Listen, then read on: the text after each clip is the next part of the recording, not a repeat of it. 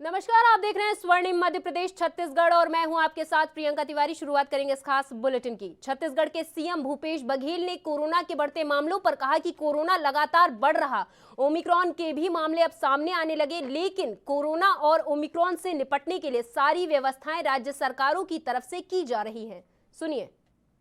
ठीक है, और मैंने पूरी जानकारी दी कि छत्तीसगढ़ में वैसे कोरोना बढ़ रहा है, कुछ शहरों में बढ़ा है, जिसमें रायगढ़ है, रायपुर है, लेकिन ये है कि जो ओमिक्रॉन है उसकी टेस्टिंग का हमारा सेंटर दिया गया है वो उड़ीसा है, और उड़ीसा में सैंपल बहुत सारे पहुंच गए हैं, तो जाम की स्थिति है और कुछ सैंपल के रिपोर्ट आए,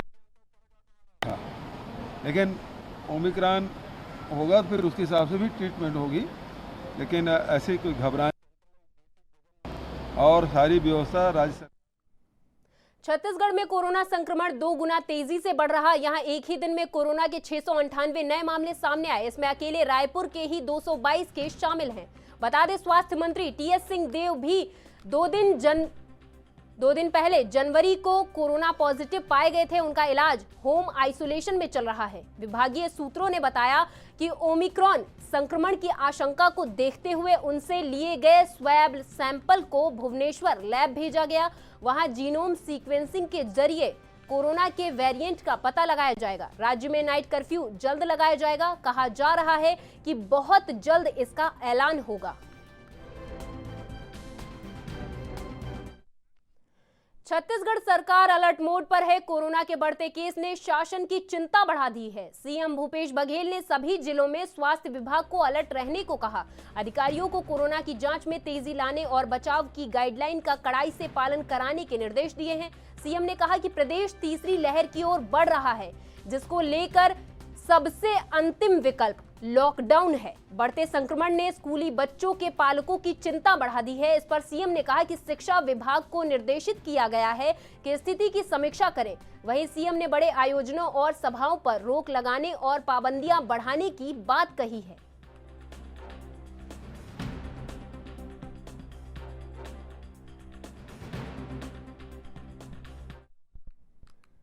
छत्तीसगढ़ के नक्सल प्रभावित क्षेत्र सुकमा जिले में तैनात सीआरपीएफ के कोबरा यूनिट के 38 जवान कोरोना संक्रमित मिले। सभी का कैंप में इलाज चल रहा। सभी जवान कोबरा यूनिट के 202 बटालियन से जुड़े हुए हैं। बता दें, रविवार को देश के अन्य हिस्सों से जवान सुकमा पहुंचे थे। मुख्य स्वास्थ्य अधिकारी सीवी बंसोड ने बताया कि तेमेलवाड़ा कैंप में तैनात 75 जवानों का रैपिड एंटीजन टेस्ट किया गया, जिसमें 38 का परिणाम पॉजिटिव आया। बाकी जवानों के नमूनों को जांच के लिए जगदलपुर में भेजा गया है।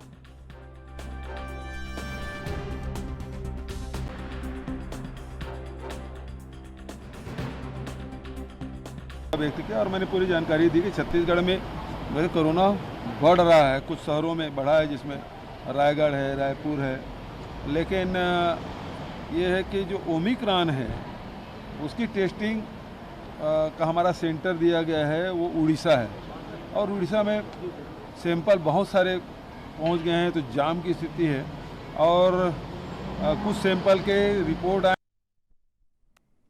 छत्तीसगढ़ के मुख्यमंत्री भूपेश बघेल वर्ष 2022-23 के मुख्य बजट को लेकर निवास कार्यालय पर मंत्रियों से चर्चा करेंगे। बजट तैयारी पर यह मंत्री स्तरीय चर्चा मुख्यमंत्री निवास कार्यालय में 10 से 12 जनवरी तक होगी। जानकारी के मुताबिक 10 जनवरी को सीएम बघेल मंत्री अमरजीत भगत से संबद्ध विभागों के बजट की तैयारी पर चर्चा करेंगे। इस दौरान सीएम बघेल मंत्री जयसिंह अग्रवाल, उमेश पटेल, अनिला भेड़िया और गुरु रुद्र कुमार से भी विचार विमर्श करेंगे।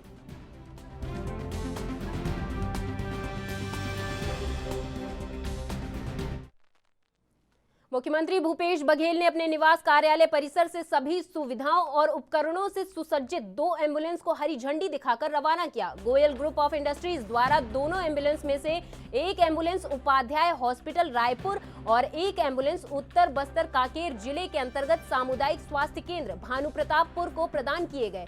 एम्बुलेंस का उपयोग दोनों अस्पतालों द्वारा अपने आसपास के क्षेत्रों में लोगों की सुविधा के लिए किया जाएगा।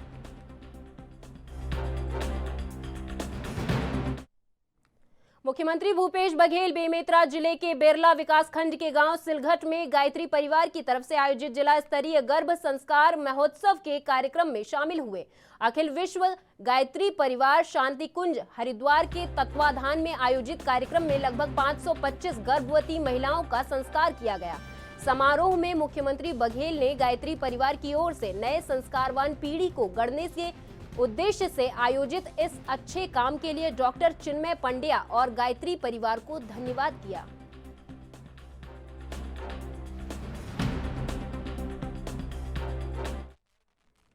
वहीं एमपी सीएम शिवराज सिंह चौहान ने आज कैबिनेट बैठक की, जिसकी जानकारी उन्होंने ट्वीट कर दी। सीएम शिवराज सिंह चौहान ने लिखा कि कैबिनेट बैठक में आज विचार साझा किया। कोविड-19 की चुनौती के बावजूद इंफ्रास्ट्रक्चर पर हमने जो लगातार व्यय किया उससे लोगों को रोजगार मिला। हमें बैंकों से टाई अप कर नागरिकों को योजनाओं का लाभ दिलाना है ताकि लोग अपना काम धंधा प्रारंभ करके स्वयं के साथ दूसरों को भी रोजगार दे सके।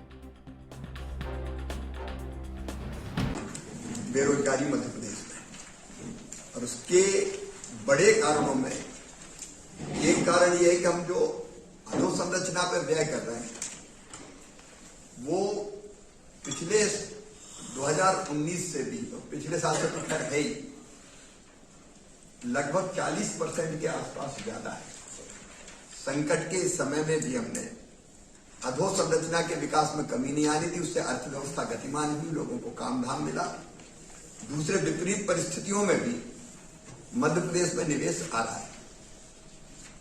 एमएसएमई और उद्योग के क्षेत्र में भी अभी भी कई प्रपोजल अपने पास हैं जिन पर हम फैसला करने वाले। लगातार निवेश आ रहा है।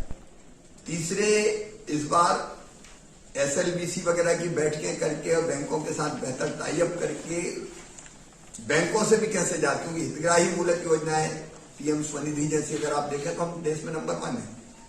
और अभी 12 तारीख को आप सबको कहीं ना कहीं मुख्य अतिथि बन के जाना है, और बाकी को भी हम जोड़ने की कोशिश कर रहे हैं। पंचायत के चुनाव नहीं हुए, निरस्त हो गए फिलहाल, तो हम लोग इसको और नीचे ले जाएंगे, ब्लॉक स्तर तक रोजगार दिवस के रूप में मनाएंगे।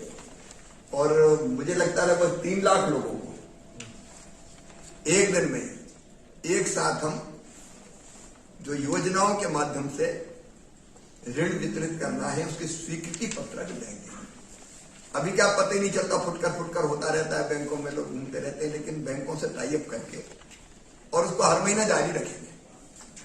तो मुझे लगता है कि हम फोकस बना के चलेंगे तो 2 से लेकर 3 लाख तक। एमपी की शिवराज सिंह चौहान कैबिनेट ने मंगलवार को कई महत्वपूर्ण फैसले लिए। इसमें सबसे अहम है इंदौर, भोपाल और रीवा के मेडिकल कॉलेजों में लीनियर एक्सीलेटर से कैंसर का इलाज। इस फैसिलिटी से रेडिएशन के साइड इफेक्ट्स का खतरा कम होगा। अब तक भोपाल के एम्स को छोड़कर प्रदेश के किसी भी सरकारी अस्पताल में ये सुविधा नहीं थी। एमपी सरकार में गृह मंत्री नरोत्तम मिश्रा ने ट्वीट किया, प्रसिद्ध साहित्यकार और कवि श्रद्धेय गोपाल दास नीरज जी की जयंती पर उन्हें सादर नमन किया। गृह मंत्री ने लिखा, नीरज जी के गीतों, गजलों और कविताओं में न सिर्फ प्यार और भाईचारे की सोच थी, बल्कि समाज को आईना दिखाती तस्वीर भी छिपी रहती थी।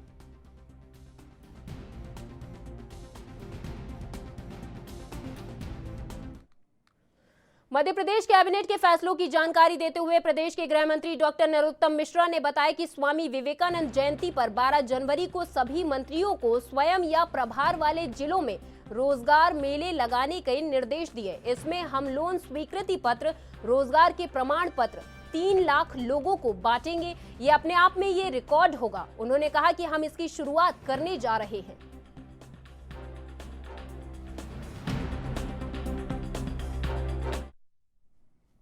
छत्तीसगढ़ की राजधानी रायपुर के धर्म संसद में महात्मा गांधी पर अपमानजनक टिप्पणी और नाथूराम गोडसे को साष्टांग प्रणाम करते हुए महिमा मंडित करने वाले कालीचरण महाराज की जमानत याचिका को न्यायालय ने खारिज कर दिया। सोमवार को कालीचरण की जमानत अर्जी पर रायपुर कोर्ट में करीब 1.5 से 2 घंटे तक बहस हुई। एडीजी विक्रम चंद्रा की अदालत में जमानत याचिका खारिज पर सुनवाई हुई। इस दौरान कालीचरण महाराज के वकीलों ने छत्तीसगढ़ पुलिस की गिरफ्तारी को गलत ठहराया।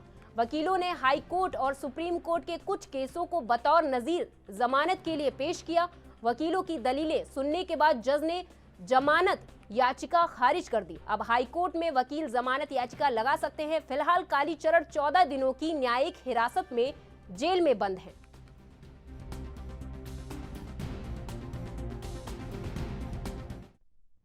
बीजेपी के राष्ट्रीय महासचिव कैलाश विजयवर्गीय ने महात्मा गांधी के लिए अपशब्द कहे जाने के मामले में गिरफ्तार कालीचरण महाराज का पक्ष लिया। उन्होंने कहा कि संतों पर टीका टिप्पणी उचित नहीं है, समझाइश भी कोई चीज हो सकती है, कानून का उपयोग ठीक नहीं।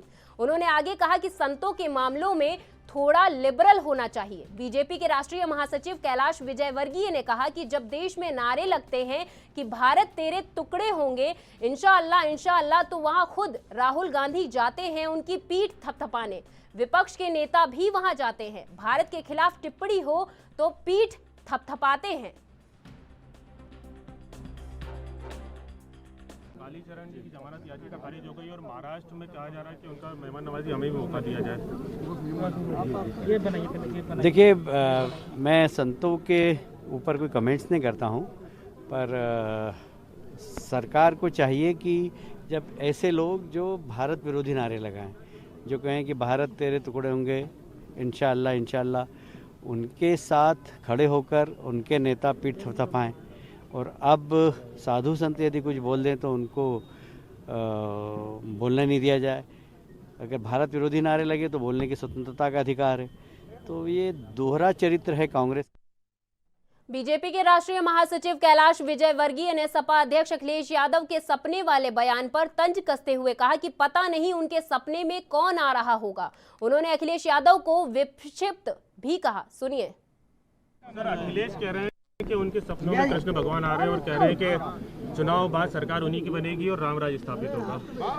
पता नहीं उनके सपने में कैसे आ रहे हैं वो, और सपने में कौन आ रहा होगा, इस डर के कारण ही आजकल वो बहुत ज़्यादा विक्षिप्त हो से बयान दे रहे हैं। मुझे लगता है कि सपने देखने का अधिकार है। पिछली चुनाव में भी उन्होंने देखे, तभी भी देखें।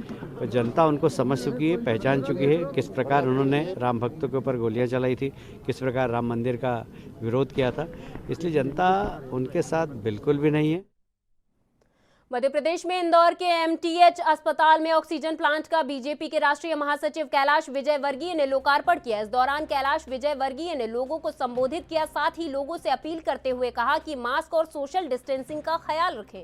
कैलाश विजयवर्गीय ने कहा कि तीसरी लहर इतनी जानलेवा नहीं है, लेकिन बुजुर्गों और बच्चों के लिए ये घातक साबित हो सकती है।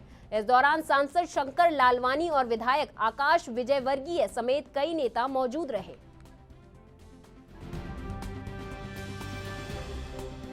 थर्ड जो तीसरा वेरिएंट है ये बहुत ज़्यादा कोई खतरनाक नहीं, जानलेवा नहीं है, पर लापरवाही में ये सीनियर सिटीजन के लिए जानलेवा भी हो सकता है। इसलिए इसके प्रति अवेयरनेस, इसके प्रति चिंता बहुत ज़्यादा ज़रूरी है। और जैसा कि मैंने अभी तक पढ़ा है, नेट पर मैं आज सुबह भी देख रहा था कि अफ्रीका के अंदर ऐसे भी पेशेंट थे बड़ी संख्या में जिन्हें थर्ड वेरिएंट ने परेशान किया, उससे पीड़ित हुए और उसके बाद बिना वैक्सीनेशन के वो ठीक भी हो गए।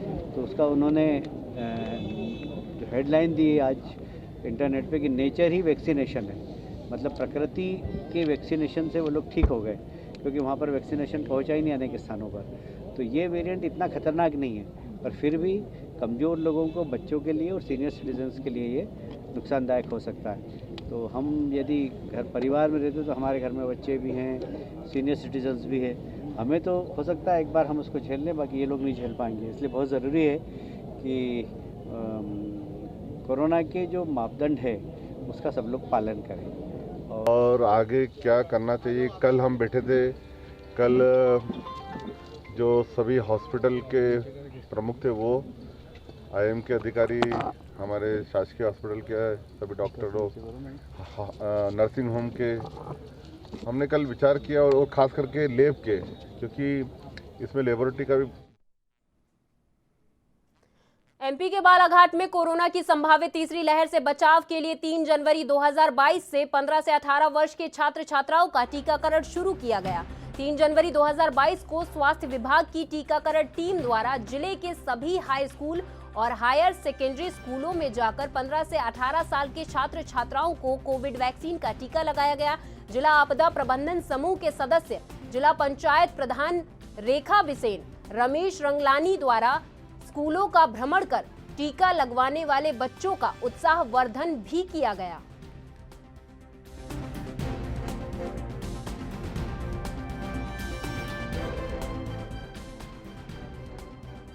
कल यानी 3 जनवरी से बच्चों का टीकाकरण अभियान शुरू किया गया है। देश भर में बच्चों को टीकाकरण किया जा रहा है। आपको बता दें 15 से 18 साल के बच्चों को कोरोना की वैक्सीन लगाई जा रही है।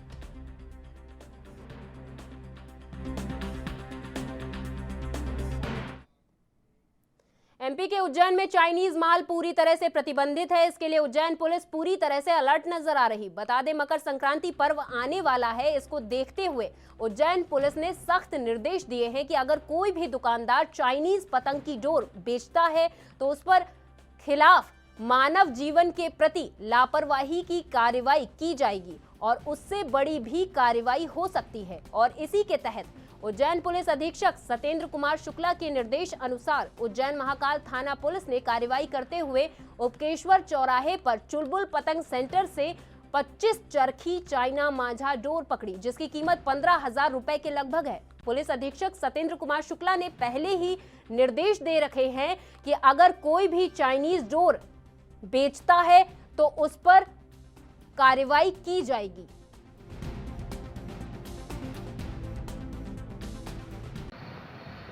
जी मैडम, चाइना डोर पकड़ाई है।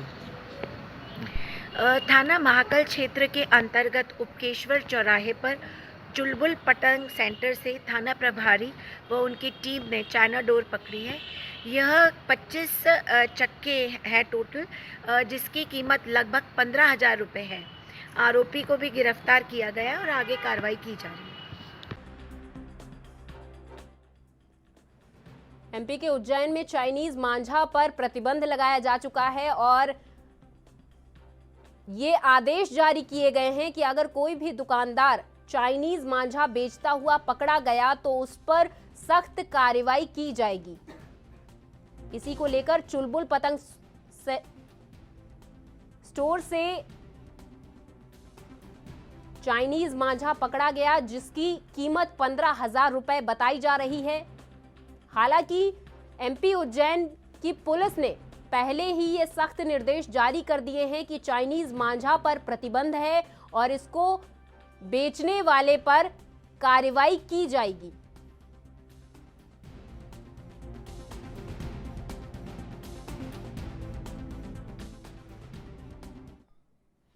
जहां एक और महिलाएं चूल्हा चौका चक्की गोबर पानी के कामों को घरों में कैद रहकर करती हुई जीवन गुजार देती थी, मगर अब मध्य प्रदेश सरकार की आजीविका ग्रामीण एक्सप्रेस योजना के तहत स्वयं सहायता समूह के माध्यम से ऐसी महिलाएं जिनके गांव दूर दराज इलाकों में हैं, जहां कोई आवागमन का साधन नहीं है, उन्हें एमपी सरकार सवारी वाहन उपलब्ध करा रही। आजीविका ग्रामीण एक्सप्रेस योजना निश्चित ही महिलाओं के लिए मील का पत्थर साबित होगी। बता दें कि अब भिंड की महिलाएं भी सवारी वाहन दौड़ाती हुई नजर आएंगी, जिससे रोजी रोटी जैसी कई समस्याएं भी दूर होंगी और महिलाओं का आत्मबल भी बढ़ेगा।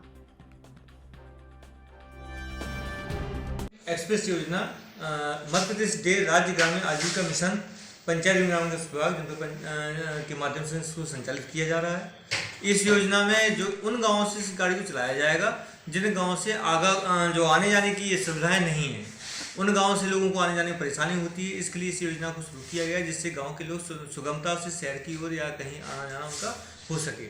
इस योजना से का उद्देश्य ये है कि समूह की दीदियों को मध्य प्रदेश के शिवपुरी पुलिस को बड़ी सफलता मिली है। आपको बता दें जिले के नरवर थाना क्षेत्र के चक्रामपुर में बीते 19 दिसंबर की रात को हुए एक किसान का अपहरण हुआ था, जिसके बाद आरोपियों ने अपहृत व्यक्ति के बेटे से फोन कर 2 करोड़ की फिरौती मांगी थी। हालांकि पुलिस की सक्रियता के चलते आरोपियों ने व्यक्ति को जंगल में फेंक दिया। पुलिस ने जांच के बाद 4 बदमाशों को गिरफ्तार कर लिया है, जबकि एक आरोपी अभी भी फरार है, जिसकी तलाश जारी है।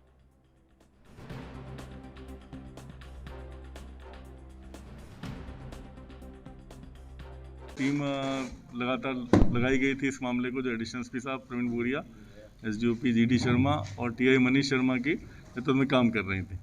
इसमें हमारे साथ एडीटी की और टेक्निकल टीम भी लगी थी और लगातार जब लोगों से बातचीत की गई तो फाइनली हमको ये पास के गांव का एक व्यक्ति इसमें संदिग्ध आया। उसको जब पकड़ा गया तो उसने पूरी घटनाक्रम बताई, जिसमें ये कुल 5 लोग थे और इनमें जो पास में रहने वाला था उसने इनके बारे में ये सुना हुआ था कि काफ़ी ज़्यादा पैसा है, पंचायत चुनाव भी लड़ रहे हैं और काफ़ी पैसा खर्च कर सकते हैं और बड़ा मकान है, 50 किलो सोना है। तो वो 2 करोड़ का उन्होंने रैंसम कॉल किया था और ये अपराध को लेके पास में जंगल में ऊपर ले गए थे और 2 लोग उसके साथ थे। बाकी एक मारुति इको कार जो इसमें ले जाने में इस्तेमाल हुई थी और एक मोटरसाइकिल। ये हमने 5 जो आरोपी हैं इनमें से 4 आरोपी पकड़ लिए। शिवपुरी पुलिस को बड़ी सफलता मिली है। आपको बता दें, नरवर थाना क्षेत्र के चक्रामपुर में बीते 19 दिसंबर की रात को एक किसान का अपहरण हुआ था, जिसके बाद आरोपियों ने अपहरित व्यक्ति के बेटे से फोन कर 2 करोड़ की फिरौती की मांग की थी। जब पुलिस ने इस मामले पर सक्रियता दिखाई तो आरोपियों ने व्यक्ति को जंगल में ही फेंक दिया। हालांकि पुलिस ने जांच के बाद 4 बदमाशों को गिरफ्तार कर लिया है, जबकि एक आरोपी अभी भी फरार है, जिसकी जांच पड़ताल की जा रही है।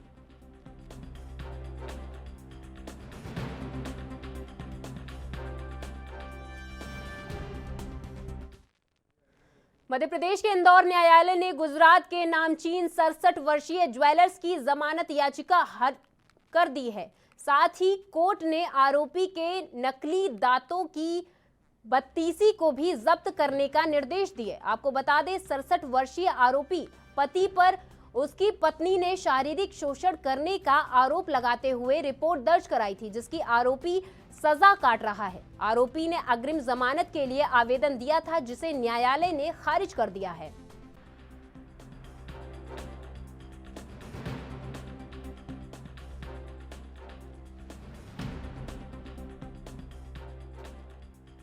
दर्द होने लगा तो पीड़िता ने पुलिस की शरण ली महिला थाना इंदौर की, जहाँ पे महिला थाना इंदौर ने पीड़िता के घाव को देखते हुए तुरंत पीड़िता का मेडिकल कराया और आरोपी गिरीश कुमार के विरुद्ध आपराधिक कृत्य की धारा 377, 323, 506 के और 498 के अंतर्गत प्रकरण पंजीबद्ध कराया। जिसके बाद आरोपी ने जिला कोर्ट इंदौर में अग्रिम जमानत के आवेदन स्वयं को नामचीन व्यापारी और 67 वर्षीय वृद्ध होकर बताया था, जिस पर हमने ये आपत्ति ली कि साहब सबसे पहले तो इससे वो नकली 32 पुलिस को जब्त किया जाना है। दूसरी बात है, 67 वर्षीय आरोपी द्वारा जो कृत्य किया गया गंभीर अपराध का है और उसने बहुत ही गंदी तरीके से पीड़िता के सिर पर जख्म दिए, काट कर शारीरिक संबंध बता गए। सब इस प्रकरणों के अवलोकन करते हुए हमारे आपत्ति को। मेरे साथ इस बुलेटिन में फिलहाल इतना ही। आगे और खबरें देखने के लिए बने रहिए एनबी न्यूज के साथ। नमस्कार।